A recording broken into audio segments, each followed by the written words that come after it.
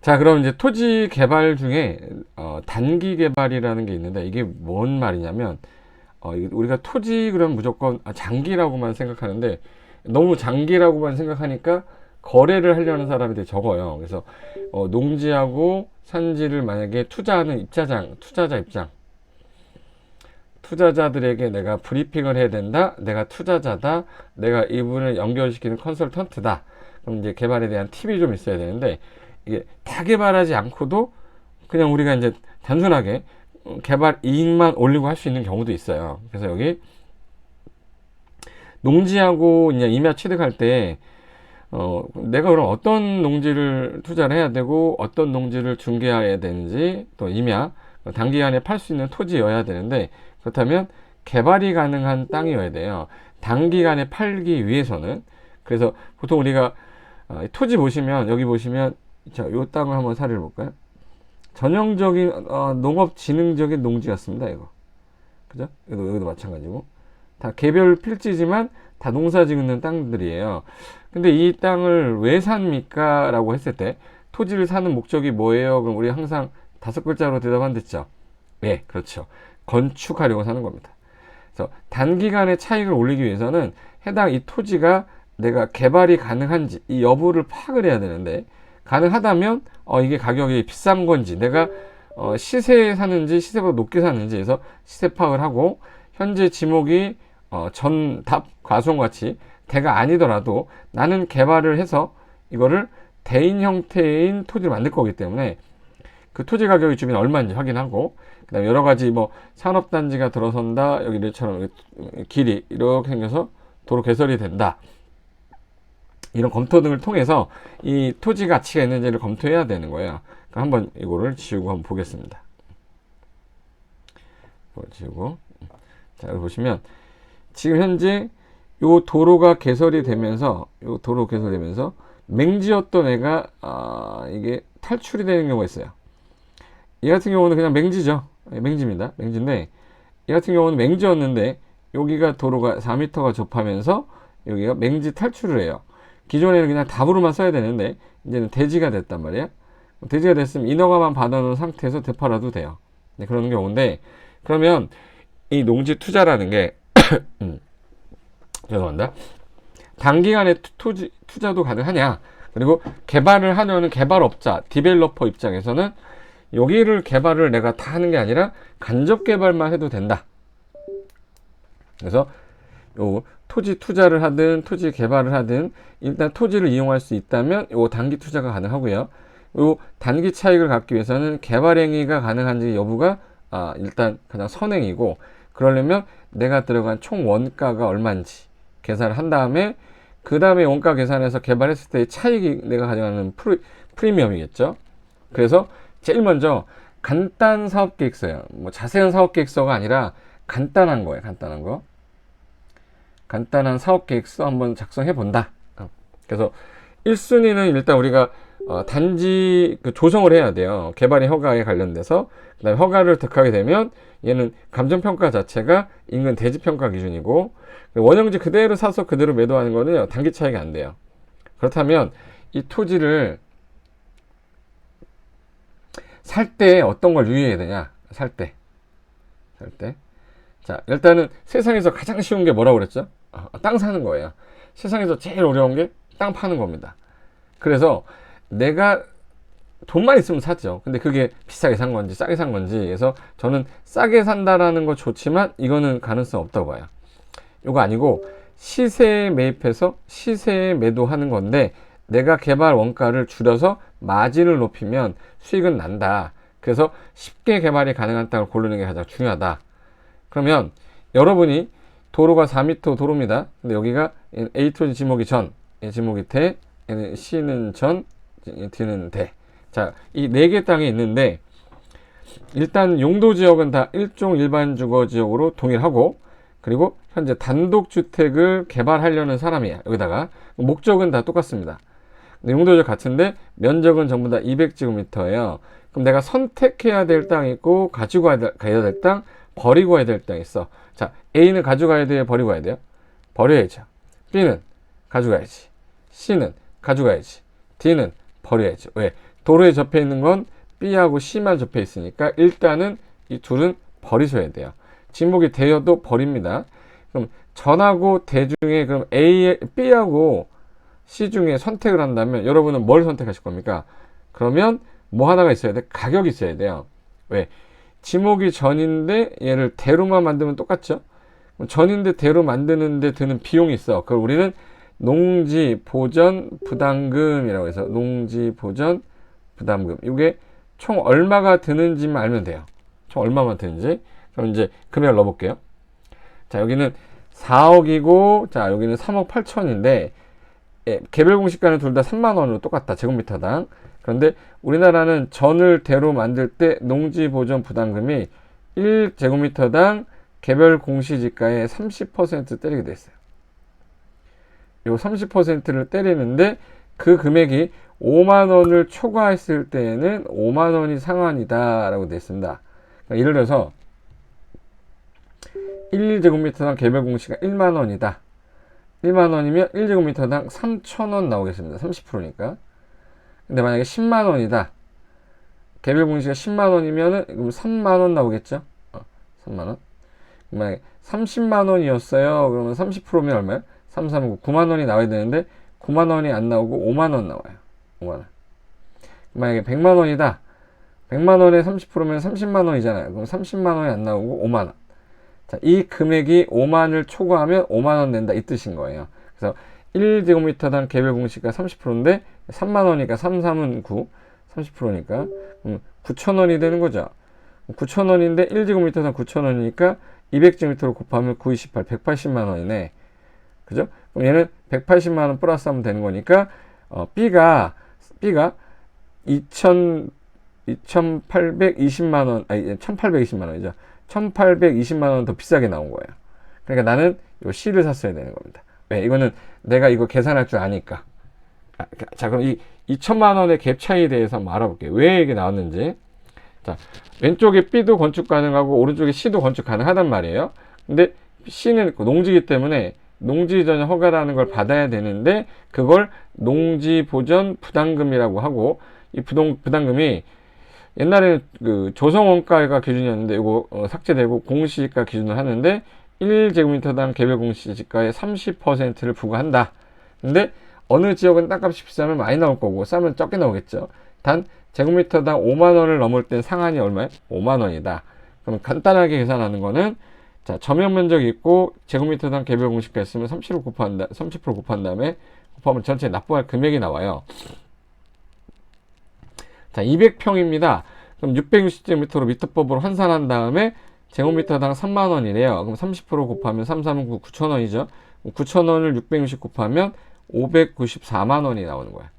근데 만약에 이게 3만 원이 아니라 제곱미터당 개별 공시가 17만 원이다. 17만 원에 대해서 30% 했더니 5만 1천 원이 나왔네. 5만 원을 넘으면 얼마 나온댔죠? 5만 원. 얘는 5만 원에다가 660제곱미터 곱하면 3,300제곱미터가 나옵니다. 그러면 우리가 1제곱미터당 최대가 3만 원이다는 얘기는 여기다 3.3058 곱하면 한 평당이죠.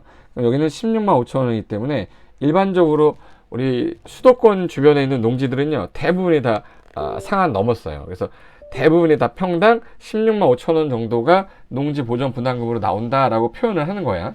그런데 그러니까 간단하게 숫자를 좀 외워버립시다. 이거. 자, 한 평이 16만 5천 원이면 10평이면 165만 원이고 100평이면 1650만 원이죠. 그럼 이거 200평이다 그러면 3300. 그럼 만약에 300평이다 그러면 4950이니까 거의 5천 정도 되겠네. 5천. 그럼 만약에 600평을 한다. 그럼 1억 정도 되겠네요. 300평에 5천이니까 1억 정도 되겠네. 그래서 요 세 가지 정도만이라도 좀 외워두시면 계산할 때 되게 편해요. 상한을 맞았을 거니까 1650만 원 100평, 200평일 때는 2배니까 3300, 300평은 대략 한 5천, 600평이면 2배니까 대략 1억 정도. 그럼 내가 이 600평짜리 땅을 개발하면 1억이 부담금 나가는 거예요. 수도권 주변에는 농지를 대규모로 개발할 수가 없다는 뜻입니다. 그런데 제가 이거를 강의하면서 하나 찾아냈어요. 뭘 찾아냈냐면 팁을 하나 찾아냈는데 자, 1제곱미터당 개별 공시가 있으면 거기다가 30%를 곱한 거야. 곱했어. 곱하면 거기다 해당 면적이 곱해지면 내가 납부할 농지 보전 분담금이 되거든요. 근데 이게 5만 원을 넘을 때는 얼마랬죠? 5만 원. 근데 여기 1제곱미터당 10,000원이었던 애가 있었어요. 30% 곱했더니 3,000원이야. 이건 제곱미터당 3,000원인데 여기다가 3.3058을 곱하면 평당가로 나오겠죠. 그랬더니 금액이 얼마 나왔냐면 9,900원 나왔어요. 그럼 9,900원이나 만원이나 거의 거기서 오기죠. 그죠? 1제곱미터당 개별 공시가가 곧 평당 농지 보증 부담금이네. 예를 들어서 두 번째 거 한번 볼까? 자, 9만 원이에요. 30% 했더니 27,000원입니다. 여기다가 3.3058 곱했어요. 평당 얼마냐? 89,100원이야. 그럼 거의 9만 원이죠. 대략. 거의 9만 원이잖아. 그러면 결론을 얘기하면 1제곱미터당 개별 공시가가 나오면 16만 5천 원 이하. 자자, 16만 5천 원 이하일 때는 그 금액이 곧 뭐예요? 1제곱미터당 개별 공시지가가 곧 평당 농지 보존 부담금인데 요게 20만 원이면 16만 5천 원을 넘었죠. 평당. 16만 5천 원 넘으면 무조건 16만 5천 원이에요. 16만 5천 원 넘으면 무조건 16만 5천 원 평당. 그러면 개별 공시가를 봤더니 개별 공시지가가 20만 원이다. 그럼 16만 5천 원 넘었죠. 그럼 얘는 무조건 평당 16만 5천 원. 근데 제곱미터당 개별 공시가를 봤더니 만 원이는 거야. 만 원이면 평당 만 원 나오겠다. 이 정도만 아셔도 엄청난 팁이에요. 1제곱미터당 개별 공시지가가 이게 곧 평당 농지 보존 부담금이 거의 같다. 근데 다 16만 5천 원을 넘으면 전부 다 평당 16만 5천 원으로 모두 같다고 정리하시면 됩니다. 그래서 이거 사례인데 어떤 사례였냐면 농지였는데 자동차 정비 공장 하겠다고 평택에서 저를 찾아왔어요. 그래서 땅 가치가 얼마나 올라갔는지에 대한 사례인데 사례 한번 보겠습니다. 그 사례가 요게 지금 현재 땅 보니까 이렇게 생겼어요. 이렇게 자, 땅은 그래도 뭐 모양새가 뭐 못생겨 보이지는 않아요. 자, 일단 자연녹지 지역이고 합정동 53번지. 자, 답이고 면적이 1547이면 뒷자리 버리고 곱하기 3할 했죠. 그죠? 150으로 따졌을 때 355, 450평. 대략 450평이겠구나. 얘는 450평. 자, 이 상태고 1제곱미터당 개별 공시가가 25만 4천 원이면 이거 16만 5천 원 넘었죠? 16만 5천 원 넘었잖아. 16만 5천 원 넘으면 무조건 평당 16만 5천 원이 됐죠? 그러면 16만 5천 원인데 그럼 450평이면 머릿속에서 나누면 되죠? 아까 300평이 얼마였었죠? 300평이 5천만 원이었잖아. 5천. 그럼 150평이면 2,500이겠네. 그죠? 그럼 더하면 얼마? 7,500. 얘는 평당 한 7,500만 원 나오겠네. 농지 보존 부담금만 대충 봤어도 450평이니까 자, 아까 300평이 뭐예요? 5천만 원이니까 150평이 절반이면 2,500이니까 7,500만 원 정도가 농지 보존 부담금으로 나갈 겁니다. 여기다가 개발을 했다면 자연녹지고 여기다가 여기 평택인데 그때 쌍용 자동차 있죠? 쌍용 자동차 정비 공장 한다고 그랬었어요. 쌍용에 오래 계시던 분이 정비 공장 만들겠다. 가축 사육 제한 구역은 축사하지 말라는 거고 다른 기타 제한은 없었습니다. 그러면 여기가 이제 자연녹지 지역이니까 여기서 허용이 되냐 안 되냐 정비 공장 가능합니다. 가능해요. 그래서 이걸 근데 건축이 하나 하려면 뭐가 있어야 된댔죠? 도로. 근데 이게 도로 같은데 4m 이상 도로가 아닐지도 모르겠지만 왼쪽에 대라고 되어 있는 애가 있어서는 얘가 만약에 건물을 지어놨다는 얘기는 이 통로통에 허가 났다는 얘기죠. 얘도 허가가 안 날 일은 없겠다 그 얘기죠. 일단 보겠습니다. 요게 도로인지 보려고 했더니 요게 지금 방금 전에 봤던 그 위치가 요 위치. 이걸 어디서 찍은 사진이냐면 여기서 찍은 사진입니다. 여기서 이렇게. 그래서 여기서 찍은 사진인데 여기 이렇게 여기 도로 같은데 이게 건축법상 도로냐 아니냐 보행과 자동차 통행 가능한 너비 4m 이상을 도로를 하는데 이 전기선 들어가서 본 거는 건물 지어놨으니까 된 거죠. 수로 있고 그럼 여기 건축이 가능하냐? 가능할 것 같아요. 자, 그럼 농가 주택은 허용이 되지만 일반적인 건축물이 되냐? 자연녹지 지역일 때 가능하거든요. 가능한데 여기가 도로로 인정을 받았냐 안 받았냐 이게 중요한 거라 토지용계 확인서를 보셔야 되는데, 자 확대해 보니까 도로 나오더라고요. 이 앞에 있는 게 도로 돼 있어. 도 보이세요? 지워보겠습니다. 깔끔하게. 성격이 하도 깔끔해가지고 이거 안 지우면 가위가 안 돼. 도라고 돼 있죠. 그러니까 이 사람이 본 물건은, 자 요거 답이고, 이거 답인데 예언자는 되죠. 여기 도로로 인정이 받았다라는 가능성이 되게 높아 보여요. 제 생각에는 그래요. 자 그러면 자 여기 평택시의 건축 조례 우리 보는 방법 했었잖아. 평택시에서 이 현재 건축법상 도로는 아닌데 이게 도로로 인정이 되는 지자체 조례가 있어. 근데 거기 국가법령센터 가서 평택시 건축 조례라고 해서 검색을 하시면 평택시 건축 조례가 나와요. 단 우리가 이 통행로가 도로로 인정받기 위해서는 원래는 그 이해관계인의 동의를 얻어야 되는데, 이해관계인의 동의 없이도 도로로 인정해 주는 경우가 있어. 그 경우가 요 32조 도로의 지정에서 장기간 통행로로 이용한 사실상 통로란 다음 어느 하나와 같다.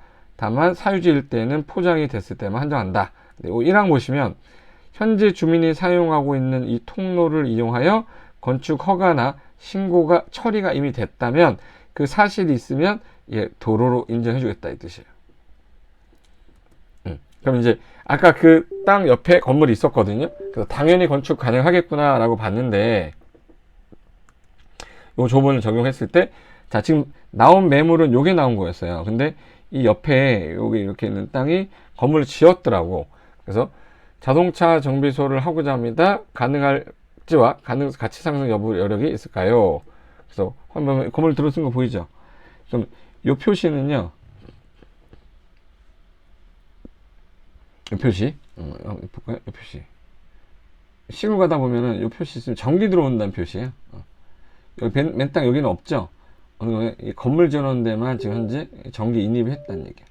이게 너무 멀리 떨어져 있으면 전기 인입비를 또 추가로 내야 되는데, 얘 바로 전기 뽑아놨기 때문에 건물 지어놨죠. 여기 전기 여기서 끝 갖다 쓰면 됩니다.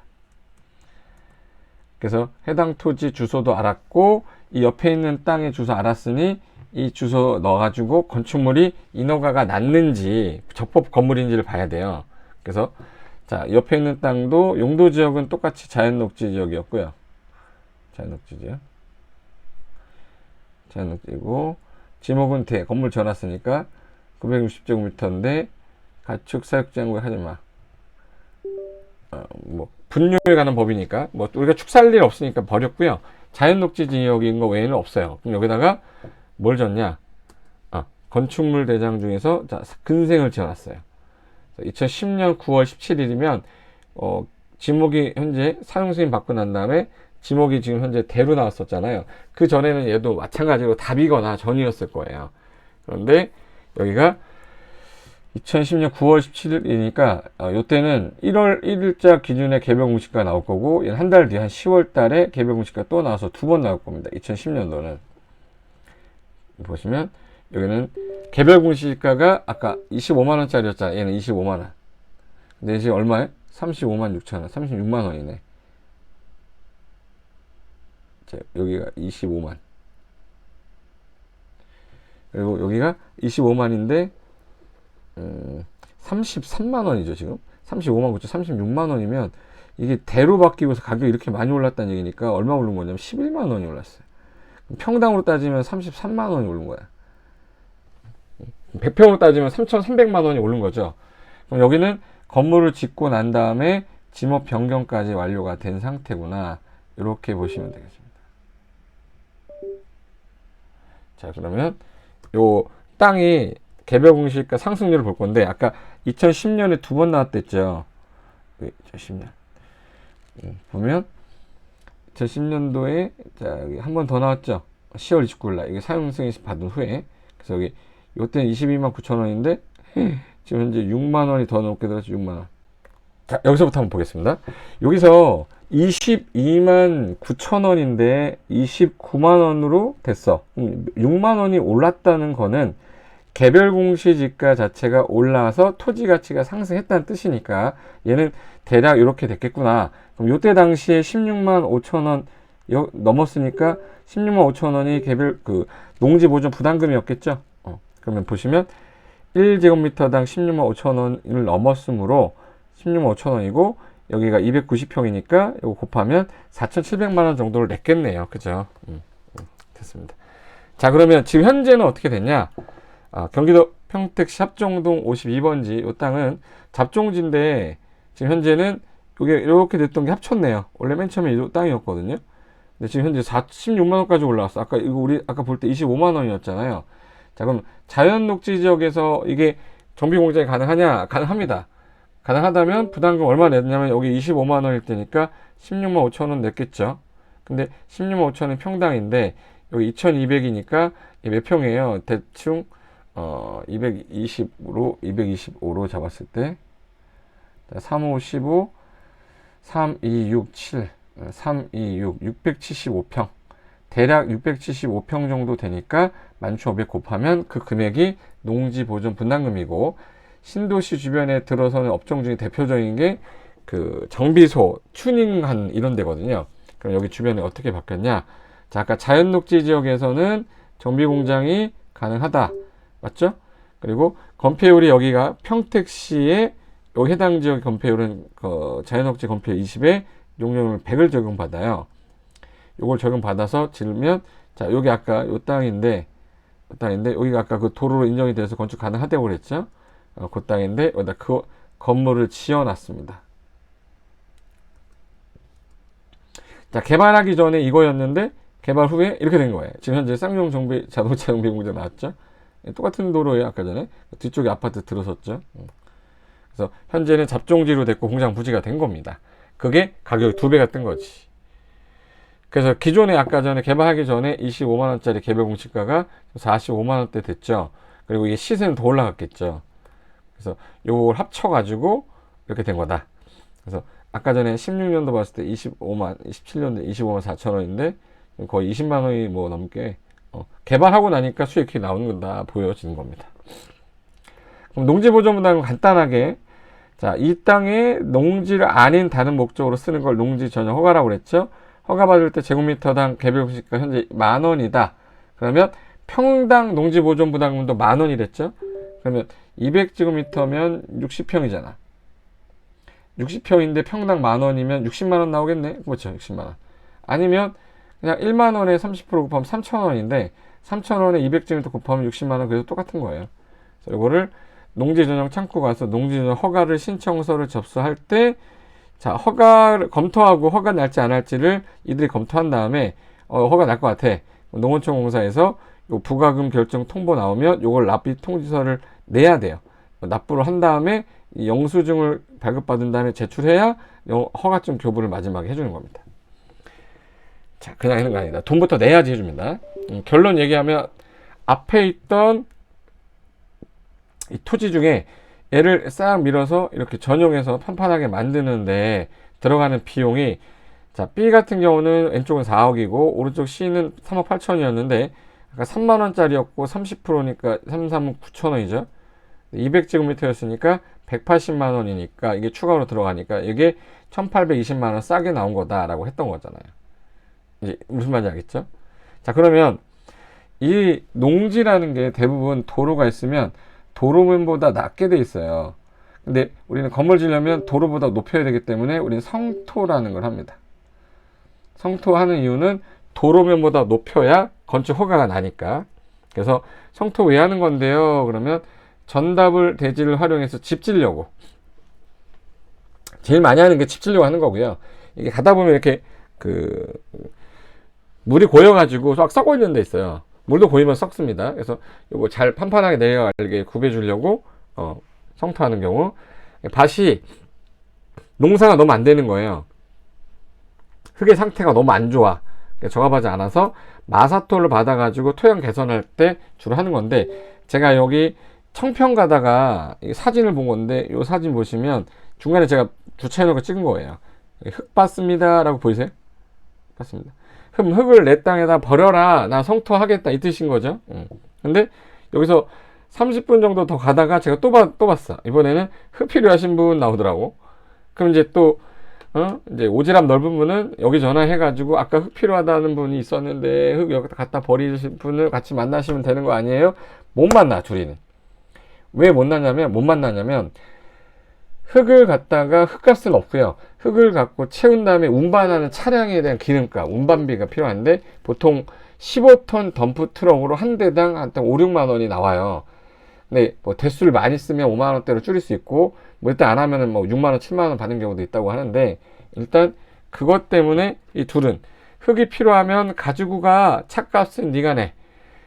자, 흙 버리실 분은 여기다 버리세요. 차값은 네가 내. 그러니까 서로 돈을 안 내려고 하니까 못 만나는 거죠. 그래서 기존에 했던 거 성토해가지고 여기 판판하게 물러버리는 걸 정지한다고 해요. 정지 작업하는 거죠. 자, 그러면 토지에 필요한 경우에 왜 쌌습니까? 예, 구배 주려고, 건물 지려고, 도로보다 높이려고. 그래서 특별한 경우가 아닌 한 농사를 짓기 위해서는 뭐 0.5m, 50cm 이하까지는 허가 없이 가능한데 대부분 1m 정도 떨어져 있어서 허가 받으셔야 돼요. 자, 여기 앞에 바퀴가 4군데 있다고 그래서 이거 앞사발이라고 하는데 이게 15톤 트럭입니다. 여기에 흙을 신었을 때 부피가 보통 우리가 8루베에서 12루베 정도를 보거든요. 그러니까 세제곱미터. 우리가 제곱미터를 일본말로 해배라고 하고요. 세제곱미터를 입방미터를 다른 말로 루베라고 해요. 일본 쪽의 용어에서. 근데 현장에서는 루베란 말을 더 많이 써서 루베라는 게 뭐 외우라는 건 아니지만 현장 용어로 세제곱미터를 말하는구나 정도만 아셔도 돼요. 그리고 비용이 얼마나 드는가에 대한 고민인데, 자, 비용이 얼마나 들어? 요거 몇 대를 해야 돼? 한 대를 움직여야 돼? 두 대를 움직여야 돼? 그럼 면적을 계산해야 되죠, 부피랑. 그러면 이게 성토해가지고 건물 이렇게 지려고 개발이 허가 받은 겁니다. 그러면 여기가 도로인데 생산관리지역에 2321제곱미터의 답입니다. 근데 여기가 단차가 있어요. 그래서 요거 기획해 보니까 1m 정도 높이가 지금 단차가 나서 1m 이상을 쌓아야 되는 거야. 그럼 성토하는 거죠. 그럼 면적은 2321제곱미터고 높이가 1m니까 1 곱하면 세제곱미터 나오겠죠. 그럼 부피가 면적 곱하기 높이죠. 그럼 여기서 제곱미터를 해배, 세제곱미터를 루베라고 하는데 그럼 얘는 2321에다가 1m 더하니까 2321 세제곱미터야. 요거를 현재 보통 우리가 루베라고 하는데 요 트럭에 15톤 트럭에 들어가는 요 한 차분이 8루베에서 12루베를 했으니까 보통 10루베 잡아요. 그러면 요 2321을 10으로 나누면 그러면 232대가 되죠. 232대가 필요하다는 뜻이에요. 그럼 이제 순서대로 한번 해볼게요. 자, 200평 땅에 1m 높이로 흙을 쌓으면 덤프 트럭으로 몇 대가 필요할까요? 자, 그럼 순서대로 합니다. 자, 제가 고티처예요. 고티처는 절 얘기하는 거야. 고선생. T-E-A-C-H-E-R. 맞나? 티처? 네. 그러면 200평을 일단 미터법으로 환산을 하고 환산을 된 그 면적에다가 성토한 높이 1m를 곱한 다음에 최적인 부피가 나와요.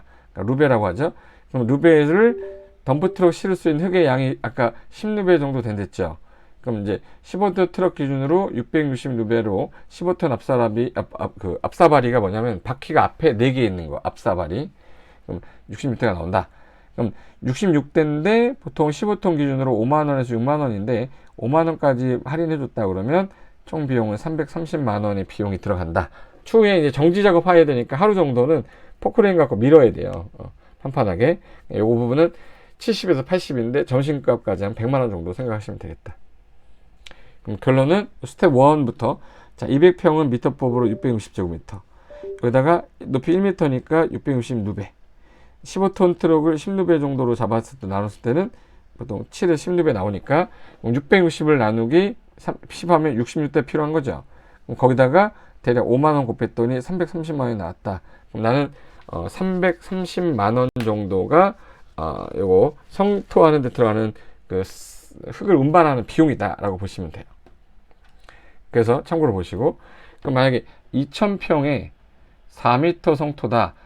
고교수님, 제가 밭과 논 합쳐 2000평을 소유하고 있는데 아이고 도로보다 엄청 낮은 거예요. 낮은 게 그게 4m 정도 난대요. 유유죠, 유유. 어렵다. 용도 지역은 자연 녹지인데 궁금한 사항 다음과 같습니다. 성토해야 되냐, 비용, 그러면 절차. 그리고 트럭 한 대의 흙의 값과 흙의 양을 나타내는 뭐 세제곱미터 루베로 한 사람에 몇 제곱미터가 몇 세제곱미터 몇 루베가 필요하냐. 자, 그러면 미터법으로 바꿀 건데 2000평인데 3.3제곱미터 한 평은 여기다 3.3을 곱하니까 6600제곱미터. 성토 높이가 4m니까 곱하면 26,400루베. 그럼 26,400루베의 흙이 필요한데 여기서 이렇게 많으면 차가 한 대가 와서 끝내는 게 아니라 여러 대가 왔다 갔다 해야 되다 보니까 듬성듬성 쌓여요. 그래서 8루베에서 12루베지만 조금 약간 보수적으로 한 대당 듬성듬성 쌓아서 빨리 가야 되니까 8루베로 한번 잡아볼게요. 8루베로 만약에 소극적으로 나눴을 때 3,300대가 필요해. 3,300대가 필요하니까 여기다가 5만원 곱하면 납부하는 부담금이 나오겠죠. 자, 비용은 주변마다 다르기 때문에 어떤 데는 흙을 가지고 놓기가 갖다 놓기가 좀 편한 데가 있는데 흙을 멀리서 가져와야 된다 그러면 돈을 좀 더 내야 될 수도 있습니다. 여기가 그래서 3,300대인데 5만원을 만약 곱했을 때 1억 6,500만원이 나가고 추가로 정지작업 포크레인 비용 플러스 알파로 나간다. 이렇게 보시면 되겠습니다. 여기가 농지였는데 이거를 다 개발을 하고 있는 거예요, 지금. 이렇게.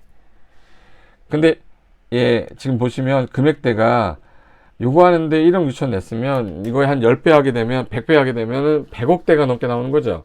그러니까 대규모 농지 개발이란 말은 거의 쓰질 않고 대규모 임야 개발 이렇게 나와요. 그렇게 기억하시면 되겠습니다.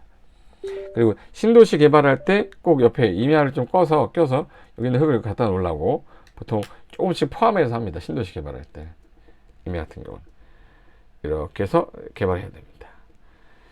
자, 성토해가지고 건축을 하는 경우고 어떤 변화가 생기냐면 국어였었어요. 국어인데 복귀하면서 건물 지어버린 거 이렇게. 이런 형태인데. 그럼 이제 단기간에 팔기 위해서 내가 가장 먼저 해야 될 일이 뭐냐? 원가 계산해 봐야 돼요. 인허가 비용이라고 하죠. 제가 아까 말씀드렸던 게 농지는 농지 보전 부담금을 제곱미터당 최대 5만 원 낸댔어. 그리고 대체살림 자원 조성비는요. 당해 연도마다 보존산지냐 준보존산지냐 제곱미터당 얼마 내 이걸 정해놔요. 근데 이게 보통 임야에 비해서 한 10분의 1 정도까지밖에 안 나와요. 그래서 준보존산지 위주로 확인해 보면 되고 토목설계비도 1평당 1만원 정도 됩니다. 자, 여기 보통 이제 1만원 정도 보수 잡아놓고 나중에 추가 대출을 받을 때 얼마를 받을 건지 그리고 만약에 이게 개발을 하게 되면 산을 깎았다. 그럼 나중에 뭘 해야 되냐면 여기다 이제 무너지지 않게 이렇게 옹벽 같은 거 설치해야 돼. 이런 걸 옹벽이라고 해요. 그럼 그 구조물 1제곱미터는 얼마냐? 루벤 흙당 얼마 정도? 그리고 봄, 여름, 가을, 겨울 중에 이사 가기가 조금 사람들이 좀 바쁠 때 가서 해야지 동네 사람들이 민원이 안 들어오거든요. 그래서 봄하고 가을이 좀 좋아요. 겨울은 해빙기 되면 이게 좀 약간 바퀴가 빠지고 그러는 경우가 있어서 이게 덤프트럭이 왔다 갔다 해야 되니까 보통 모내기철이거나 추수철에 가서 보통 하면 조금 그 동네 분들의 그 민원이 좀 덜하더라. 그 정도만 아셔도 될 것 같아. 자, 그 다음에 양도소득세도 우리가 법인이면은 2억 이하면은 10% 정도 나가거든요. 그래서 법인으로 하는 게 유리하냐? 당연히 유리합니다. 그리고 기존의 연접제한 폐지되고 도시계획위원회 심의만 거치면 허가 납니다. 그리고 면적 기준은 해당 사업이 뭐냐에 따라 좀 약간 다르니까 요 개발 부담금은 좀 이따 배울 거고 개발업 등록은 개인이면 요즘에 경기도 안 좋고 하지 마세요. 하지 마세요. 근데 요 눈에 안 보이는데 돈 1,000만 원 정도 준비해 놔야 되는 게 민원입니다. 미리 대처해 놔야지 나중에 공사가 중단돼 가지고 힘들어지는 것보다는 처음에 돈 좀 주는 게 나아요. 그리고 개발 부담금은 뭐 여기서 뭐 개발할 그거는 아니지만 이게 전원주택 다 짓고 난 다음에 준공 떨어지면 부담금 날라와요. 이렇게 예정 통지서라고. 요거는 이제 개발이 다 된 상태로 건물을 지어 가지고 등기가 나오면 그 사람이 내는 거야. 개발행위 처음 허가 받은 사람 내는 게 아니기 때문에. 그래서 이런 형태로 고지서가 날라옵니다. 그럼 누가 내냐? 자, 택지개발, 산업단지 개발, 단지 조성 개발, 도시환경정비사업, 즉 지역개발, 용지역법, 부지역법. 여기서 1번부터 8번 중에 잘 생각해 보세요. 여러분이 개발부담금을 납부할 게 1, 2, 3은 여러분이 신도시 개발 안 하잖아. 그죠? 도시개발에서 안 할 거고. 용지 조성사업, 요거는 좀 우리랑 관련이 없겠죠? 체육시설 아니고. 그럼 결론은 7번 아니면 8번이에요. 지목 변경이 수반되는 사업은 보통 우리가 납부해야 되고, 개발부담금, 그리고 농지 전용이나 산지 전용할 때. 종전에는 여기에 19년까지는 좀 완화를 해줬었어요. 완화해줬다가 지금 다시 강화돼서 도시지역이면은 660제곱미터 이상이면 무조건 내야 되고, 자, 1호 외의 도시지역이면, 자, 특별시 과학시 아니면 990까지. 그리고 도시지역인데 개발제한구역이다. 그럼 1650 이상일 때 내라. 도시지역 외다. 예를 들어서 관농자야. 그럼 얘는 1650제곱미터 이상. 평 이상일 때 부가 대상자가 되는 거예요. 대상자가. 그러면 볼까요? 종전에 요 완화해줬다가 다시 강화해서 돌아왔는데, 개발부담금은 얼마가 나오냐면, 개발이익이 만약에 100억이었어요. 100억. 개발비용이 80억 들었어. 그럼 20억 남는 거죠. 20억에 대해서 25%면 얼마죠? 4분의 1이죠. 그러면 5억이죠. 5억. 응?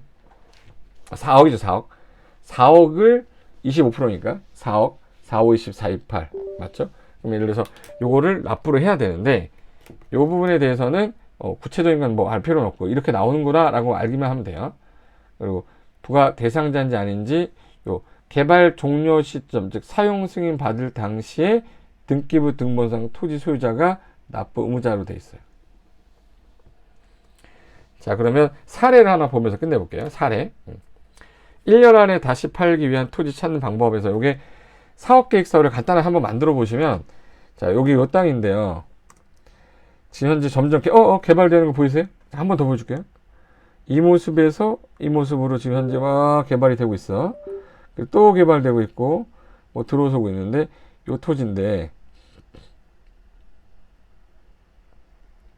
자, 이렇게 해서 평당 이게 60만 원의 매물이 나왔는데, 이게 과연 싼 거냐?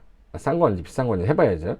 1년 안에 내가 이거 되팔기 위해서 봤더니, 지목은 답 2614제곱미터고, 계획관리. 도시 외면 1650제곱미터 이상이면 무조건 개발부담금 내야 되죠. 이 사람 납부해야 됩니다. 그럼 이게 건축이 가능하냐? 이 토지가 이렇게 생긴 땅이에요. 이렇게 반달 모양으로. 여기 장 보이네. 요 바로 옆에 장 있는데, 그럼 얘가 건물 졌으면 요 도로를 통해서 졌겠네요. 그럼 얘가 됐는데 내가 안 될 일 없겠네. 그럼 요 건물 있는지 봐야 되죠. 그래서 여기 땅이 개발이 가능한지는 옆에 있는 땅을 보면 되는데, 현재 조건이 나온 땅, 요 땅이 없고요. 요 왼쪽 땅을 보면 되는 거예요. 왼쪽 땅이 현재, 자, 여름 사진도 한번 보고. 근데 그 당시에 요 왼쪽 땅이 여기에 요거 줘놨어요. 지금 현재 매물로 나온 이 땅이고. 자, 요게 매물로 나온 땅, 내 땅이고, 여기 부분에다가 건물 줘놨어. 그럼 여기는 개발행위 해서 개발이익이 올라갔겠죠? 그럼 개별 공시가 얼마 올라갔는지도 확인해 봐야 될 거 아니에요? 자, 얘 보니까 1061제곱미터고 계획관리고, 나머지 제한 똑같습니다. 공장 용지인데 현재 계획관리 지역으로 되어 있는데, 주변 시세도 한번 복귀하면서 이거는 여기 보세요. 오폐수 다 뺐고요.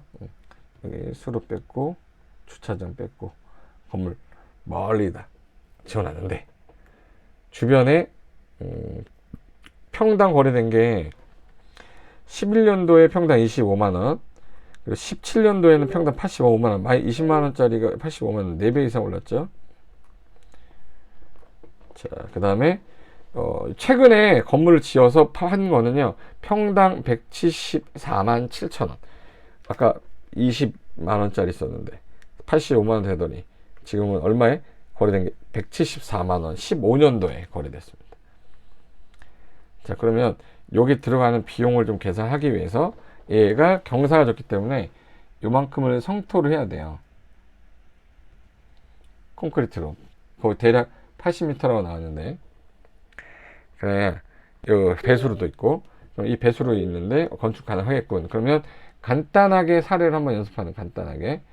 이렇게 하는 거구나만 보고 여러분은 숫자만 대입시키면 되는데, 자, 토지 매입 비용이 790평인데 얼마에 나왔다고 그랬죠? 60만 원에 4억 7,400이 되는 거야. 그러면 4억 7,400에다가 우리 한 5% 정도가 취득세예요. 그럼 취득세 봤더니 1,764만 원. 인허가 토목 설계 비용이 190평에다가 여기 인허가 비용에서 계산할 때 조심할 게 790평에 이게 왜 9만 원이 나왔냐. 얘가 1제곱미터당 개별 공시가가 8만 원이었어요. 써볼게요. 개별 공시가가 8만 원이야. 그럼 평당 농지보전 부담금 얼마겠네? 8만 원이겠죠. 그래서 농지보전 부담 8만 원이 된 거고, 토목 설계할 때 인허가 비용이 1평당 만 원이 됐잖아. 만 원. 그럼 더하면 9만 원 된 거죠. 9만 원에다가 더하니까 곱하니까 7,110만 원이 인허가 비용이고, 보통 우리가 매각할 당시 기준에 LTV가 80%까지 대출이 나왔어요. 그래서 자, 토지 매입할 때 금액에 대해서 자, 3억 7,210만 원이 이제 일단 예상 매출 금액 매입가의 80% 대출하니까 연이자 4%짜리면 1,516만 원이 나가요. 그러면 땅 사는데 4억 7,400 대출 들어왔으니까 빼주면, 그리고 등기 비용, 인허가 비용, 연이자 하면 총 들어가는 금액은 1억 9,800이니까 2억 정도 들어가는 거예요. 그런데 예상 공사비가 아까 2,614제곱미터 중에서 2m씩 송토해야겠다고. 그럼 5,000루베거든요. 5,200 루베인데, 그럼 이거를 그 8에서 12제곱미터 덤프트럭으로 나눈다. 그럼 예를 들어서 10루베로 나눴을 때 520대가 필요하다. 520대에다가 5만 원 곱하면 얼마가 되는 거야? 2,600만 원. 구조물도 아까 벽이 이렇게 쭉 있었죠. 그래서 80m 정도 길이에 2m 폭을 갖춰야 되니까, 여기 보시면 80m에 2m, 그럼 160제곱미터죠. 얘는 1제곱미터당 보통 한 10만 원에서 15만 원 사이의 용적 비용이 나오는데, 12만 원으로 보조적으로 생각하게 되면 1,920만 원. 그리고 마을 발전 기금이라고 동네에 민원이 그렇게 많아요. 생각보다 여러분이 안 해봐서 그렇지 할머니 할아버지도 그냥 누우셔요. 그냥. 그래서 동네 발전 기금도 좀 내고, 기타 추가로 공사 비용이 늘지 몰라서 예비금으로 1,000만 원 정도 뺀다. 그러면 총 들어가는 게 5,520만 원인데 여기다 이거 더해야죠. 더했을 때 총 나가는 금액이 2억 5,390만 원이야. 이거를 자 이제 빼야죠. 지금 얼마에 팔 거냐, 평당. 그래서 자 여기 평당 100만 원을 기준 잡았는데 주변에 120만 원 거래되고 있거든요. 근데 그거 없어도 보수적으로 지금 현재 거래되는 게 120만 원인데 100만 원이면 살 사람 있을 거 아니에요? 그럼 이거를 나중에 7억 9천에 판다면 요거에서 총 나갔던 비용 있죠. 매입 가격, 인허가비 다 뺐을 때 순수하게 1억 5,842만 원이 남아. 근데 이게 2억이 안 됐죠. 그러면 법인세가 지금 현재 양도차익이 얼마야? 여기 양도차익이 1억 5천이죠. 1억 5천에 10%네요. 그러면 1,584를 빼줘야죠. 양도차익 여기서 법인세 세금 빼면 실질적인 현금 받는 건 1억 4천. 현금 대비 수익률 현금 5,390만 원 투입해서 1억 4,258만 원이 된 거니까 예상 수익률은 얼마가 되는 거예요? 56%예요. 근데 이거랑 유사한 거 하나 더 볼게요. 유사한 거. 자, 이번에는 수천리에 있는 건데 답이고 1,740년, 1,650 넘었으니까 나중에 분담금 되겠네. 개발 분담금. 이렇게 생겼어요. 이렇게. 자, 요 땅이 지금 현재 계획관리고 왼쪽 편에 도로 있고요. 건축하는 데는 진짜 없어 보인다. 기타 제한 없다.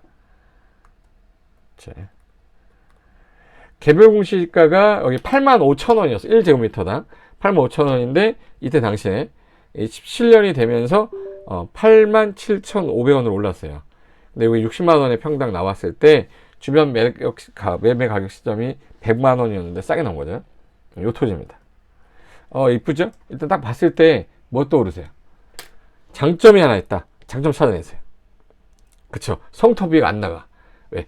옆에 인접한 도로면하고 높이가 거의 비슷하죠? 성토 비용이 뭐 이렇게 막 들어갈 것 같지는 않습니다. 장점이라면 장점이고, 성토 비용이 없다. 그리고 전기 들어와 있고, 상하수도도, 보니까 상하수도 다 들어와 있죠? 도로 들어있고, 건축하는 데는 지장 없을 거다, 이렇게. 그래서 여기가 길이가 재는데 59m인데, 여기 또 곡선이다 보니까 한 10cm 정도로 계산해서 이제 여기를 옹벽으로 쳐야 돼요, 다. 그럼 이제 똑같은 사업 계획서에다가 넣어볼게요. 넣어보면, 자, 토지 매입비가 550평에 아까 평당 60만 원이 나왔으니 3억 3천이 지금 현재 토지 매입 비용. 이거의 약 5%가 취득세니까 1,650만 원. 인허가 비용이, 자, 아까 1제곱미터당 8만 5천 원이었었어요. 그게 1제곱미터당 농지보존 부담금이니까 평당 8만 5천 원에다가 토목설계비 만원 더 9만 5천 원이죠. 요거를 곱하면 5,225만 원 인허가 비용. 그리고 80% 대출을 받으면 약 2억 6천만 원 정도가 나오는데, 그럼 그거에다가 금리 10% 가정했을 때 월이자가 1,000만 원이다. 그러면 현금이 들어가는 비용은 3억 3천을 다시 3억 3천 원인데 대출이 들어왔던 부분 빼니까 실질적으로 현재 현금이 1억 4,875만 원이 필요한 거예요. 그리고 예상 공사 비용이 성토는 안 해도 되죠. 비용 없다, 장점이. 구조물이 70m 곱하기 1m. 그러면 요건 70제곱미터인데, 요게 구조물 비용이 보통 한 12만 원 정도 잡았을 때 840만 원, 민원 추가 비용 1,000만 원 하면, 자, 토탈 1,840만 원인데, 현금 비용이 요거에다가 요거 더하면 1억 6,715. 여기서 총 들어간 현금 비용에서 1억 6,750인데, 제가 아까 이거 들어간 비용. 근데 얼마에 팔 거냐? 평당 주변에 100만 원이랬죠. 그럼 100만 원 한번 계산해 볼게요. 주변에 매도할 때 100만 원에 550평 매도한다 그러면 5억 5천이에요. 들어간 매입 가격 빼주고 인허가비 다 뺐더니 남는 수익은 1억 2,285만 원인데, 이것도 2억이 안 됐죠. 법인세의 경우 10%니까 1,200만 원을 순수하게 빼줘야 실질적인 수익률은 1억 1,085만 원이다. 대신에 현금 대비 수익률이 현금 1억 6,715만 원 대비했을 때 한 대략 수익률이 내가 집어넣은 금액인 1억 6천, 나온 게 1억 1천, 70% 나온 거죠. 수익률이 어마어마하게 좋은 거죠. 됐고, 여기서 실전 사례 연습하고 마무리하도록 하겠습니다. 자, 여기 인천에 2018-5111에서 운북동에 있던 물건인데, 제가 웰릭스라는 회사 제가 컨설팅을 하는데, 이 웰릭스 F&I의 대표 부장님이 근본 투자 검토 중인 아래 물건에 대하여 의견을 요청드리며 회신 부탁합니다. 현재 금액을 제가 확인할 수가 없어서 일단 시세를 봤어요. 이 물건을 봤더니 2017년도 4월에 16억 2,400에 취득을 했고 평당 340만 원에 샀어요. 근데 주변 거래가 없어서 시세를 정확히 얼마라고 할 수는 없지만 3년간 153건의 거래의 평균 금액은 134만 원 평당. 물론 맨지도 포함되어 있으니까 한 180 정도 선까지는 인정하겠다. 근데 349만 원 너무 비싼 거야, 이거. 따라서 해당 지역 면적이 464평이니까 평당 180만 원으로 형성했을 때는 8억 3,520만 원. 요게 이제 해당 지역 내에서 적정한 금액으로 본다. 자, 요 물건 위치 보시면 영종역에서 나와서 좀만 이렇게 하면 요 땅이에요. 생긴 건 이렇게 생겼습니다. 자, 여기서 본권 채무자가 다세대 주택을 짓기 위해 근린생활시설로 건축 허가를 현재 받아놓은 상태인데, 채권 매입할 때 건축허가 포기서를 추가로 받을 예정입니다. 이런 경우 낙찰자가 본권 토지를 경락받은 이후 토지이용 제한이 없는지 질의드립니다. 자, 보세요. 건축허가를 이미 받아놨는데 A라는 사람이 받아놨어. 자, 이건 좀 지우고 시작할까? 화면 포인트 옵션을 펜으로 합시다. 여기다가 이렇게 해서 A가 이제 건물을 짓겠다고 허가를 받아놨는데, 이거를 갑이라는 사람이 낙찰을 받게 됐을 때 어떤 문제가 생기냐. 채권 매입 시 그 NPL 물건 매입 시 포기서를 추가로 받을 거예요. 지금 허가 받은 거 포기서를 받으려면 이 사람이 그냥 해주나? 돈 내야 돼요. 뭐 허가 취소해 주는데 뭐 3억 조건 걸면 3억을 줘야 된단 말이야. 그런데 여기 보시면 현재 건축 허가를 받아서 허가를 취소, 요거는 왜 해야 되냐면 이 사람이 허가 받아놓은 거를 A라는 사람이 낙찰을 받았어요. 이거를. 그럼 이 사람이 허가거나 없을 때까지 이 사람은 건축 허가 신청 못 해요. 그래서 허가 받고 나서 허가 취소 신청해서 없애야 낙찰자가 허가 신청할 수 있는데, 이번에 개정이 됐잖아요. 현행법 개정이 되면서 지금 허가만 받아놓은 상태고 착공 신고 전이었다면 이 상태에서 낙찰을 받고 소유권을 잃어버렸어. 소유자가 허가 권한이 지난 6개월이 지난 후에는 의무적 취소 사유예요. 그럼 6개월만 기다렸다가 나중에 건물 허가 신청해도 허가 취소돼 있을 겁니다. 아니면 신청하시면 돼. 그래서 따라서 본권 토지를 경락받은 후에 토지 이용하는 데는 전혀 지장은 없어 보인다. 그리고 지목은 전이었고 1534니까 자연녹지죠. 도시적에서는 기준 면적이 1650이 아니죠. 그래서 얘는 농지보존분하고 납부해야 됩니다. 납부해야 되고, 기타 용도 지역은 없고요. 성장관리 방안 수립지역이고, 소류 섬유, 상대복 주변에 학교 있을 거고, 성장관리가 수도권 다 성장관리구역입니다. 자, 그럼 요 땅인데 이렇게 막 이쁘진 않아도요. 요거 몇 평이냐면, 주변에 건물 지은 것들을 좀 보고 가보려고, 이 건물 지은 거 보니까 몇 층 건물입니까? 4층 건물이죠. 요거 부분은 경사지 이용해서 이거 지하고 1, 2, 3, 4 4개 층이죠. 이것도 경사지 이용해서 지하고 1, 2, 3, 4 4개 층까지 줬죠. 연립주택 돼야 되니까 다세대나. 그러면 4개층 이하인데 주택으로 쓰이는 층수 계산할 때 지하는 포함하지 않는다. 그래서 얘는 건축물 대장을 보시면 지하라고 나와 있어요. 여기 보시면 지하 1층에 다세대 주택, 이거 나머지 1, 2, 3, 4 4개 층이죠. 4개 층이 다세대 주택이라 얘는 다세대 주택이 맞아요. 그래서 여기까지 똑같은데, 여기 허가는 2015년 12월 1일날 12월 11일날 받았는데 사용 승인 받은 거는 2년이 거의 다 지난 상태에서 받은 거죠. 중간에 공사를 진행을 못했다가 진행이 된 것 같아요. 그럼 여기도 분양이 됐대요. 분양됐어. 그래서 이분이 의뢰한 거 중에 본권 토지가 464평인데 건폐율 20에 용적률 80일 이하로 건축해야 된다는 의견을 주셨습니다. 주변에서. 본권 후면에 있는 다세대 형태 아파트는 없어요. 그냥 5개층이면 아파트고요. 5개층 아니면 다세대야. 이거 아파트라고 안 합니다. 28평형을 2억 1천만 원에 분양하고 있는 상태다. 본권의 경우 몇 세대의 다세대를 건축할 수 있고 연면적 평당 만약 350만 원의 건축비를 드린다면 다세대를 신축하는 것이 금액적으로 메리트가 있는지 질의 한번 드려봅니다. 자, 답변. 자, 일단 제가 그려본 건 요거예요. 건축이 91평까지 가능하므로 80평짜리 3개동을 건축한다. 자, 봐요. 자, 봐. 자, 이게 대지 면적이 이렇게 생긴 게 90평이라 30평짜리, 30평짜리, 30평짜리로 3동을 짓겠다. 이 뜻이야. 그럼 4개층 이하로 져야 되고 11세대 이하가 나오지만 지하로 해도 마찬가지로 1개층을 넣으면 3개의 주택은 더 질 수 있다. 그래서 15세대까지 가능하다. 현재 350만 원에 건축을 해주는 경우가 있다면 좋다. 350만 원. 지금 현재 시점에서는 한 650, 700 들어요, 평당. 그럼 이 금액으로 제가 그때 당시 간단하게 그리면 이렇게 나옵니다.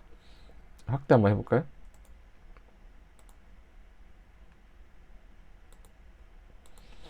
자, 이게 무슨 말이냐면 요 땅에 현재 464평이 있는데 이 464평 중에 건폐율 20에 용적 80을 적용했을 때 최대 건축 면적이 92평, 연면적은 371평인데 지상으로 그러면 여기 반지하 빼가지고 1, 2, 3, 4, 1, 2, 3, 4 이렇게 하게 되면 30평형대로 해가지고 5세대, 5세대, 5세대 총 원래는 12가구인데 3가구 더 질 수 있죠. 90평으로.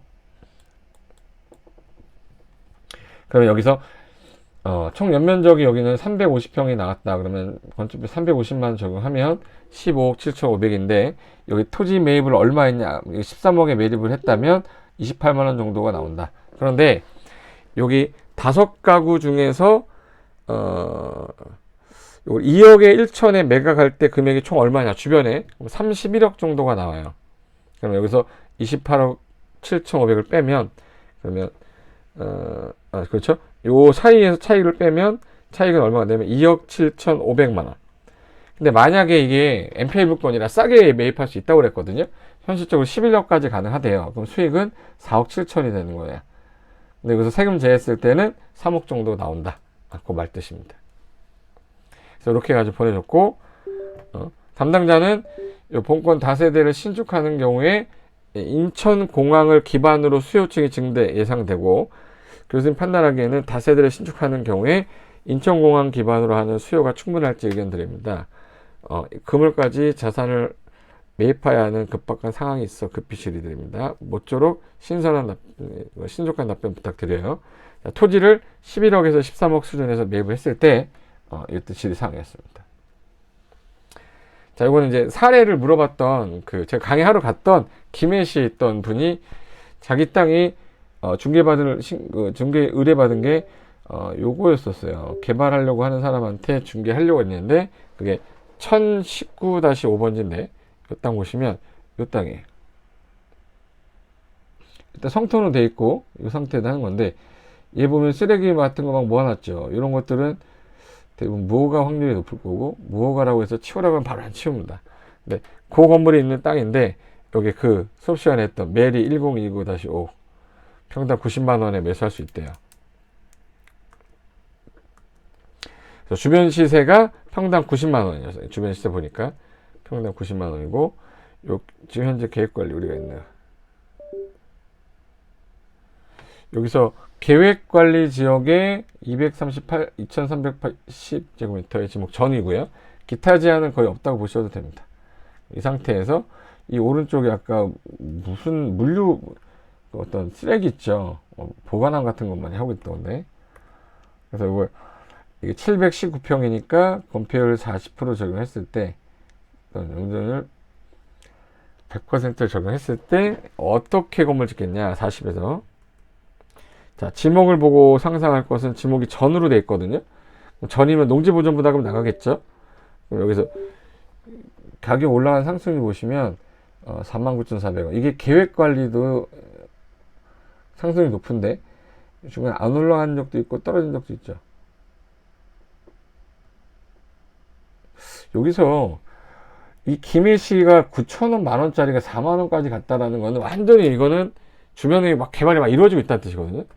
그래서 이거를 오른쪽에 있던 이 땅은 개별 공시기가 되게 비싸더라고. 전으로 돼 있죠. 둘 다 전으로 돼 있는데 아까 전에 무슨 창고 같은 거 있었잖아. 여기가 농도가 똑같아요. 똑같아. 근데 농지보존부담금 어느 토지가 많이 나오냐? 개별 공시가가 지금 현재 20만 원이에요. 아까 전에 그 옆에 왼쪽 땅은 49,000원인데 4배야. 4배. 근데 얘는 16만 5천원 넘었으니까 16만 5천원 평당 16만 5천원 나오겠죠. 그럼 아까 4억 계획서에다 간단히 넣었을 때 여기 719평이고 평당 90만 원에 나왔단 말이에요. 그럼 일단 6억 4,700인데 여기 취득세 5% 나면 2,400 들어가고, 여기 땅이 지금 현재 제곱미터당 49,400원이었단 말이야. 왼쪽에 나왔던 땅이. 평당 농지보존부담 그러니까 만원 더해서 요거를 곱해주면 4,270만 원이 인허가 비용. 그리고 매입가의 80%를 대출받았을 때 4% 대출 가정했으면 지금은 뭐 7%대인데 2,070만 원. 2,070만 원 정도고, 현금은 그러면 6억 4천에서 대출받은 거 뺀 다음에 여러 가지 비용 다 했더니 2억 1,680만 원이 필요한데, 이 땅은 장점이 일단 이미 성토돼 있었죠. 포크레인 같은 것만 한번 밀어주면 될 것 같고, 구조물 비용이 70m에다 1m 여기다 옹벽 설치해 줘야 되니까, 그리고 토목공사 하기 위해서 설계 씌고 하는 거 이제 840만 원이 들었고, 민원 1,000만 원 된댔죠. 1,840이니까 두 개 더 했을 때 2억 3,520만 원이 드는데, 그러면 여기서 120만 원의 평당 매각을 한다 그러면 8억 6,280이에요. 그럼 여기서 요걸 뺐다. 1억 1,000만 원이 남았네. 그래서 양도 차익이 근데 현재 1억 1,000이면 2억 이하니까 이거의 10%인 1,100만 원이 법인세로 나갈 거기 때문에 순수익률은 이거 빼줘야지. 1100만 원. 1억 1000에서 1100 빼면 9900만 원. 현금 대비 수익률 2억 1680만 원. 요거에서 대비해서 내가 2억 1680 들어왔는데 9900이 나왔어. 약 수익률은 45%니까 이것도 할만한 거다라고 매수하는 사람을 설명시키거나 투자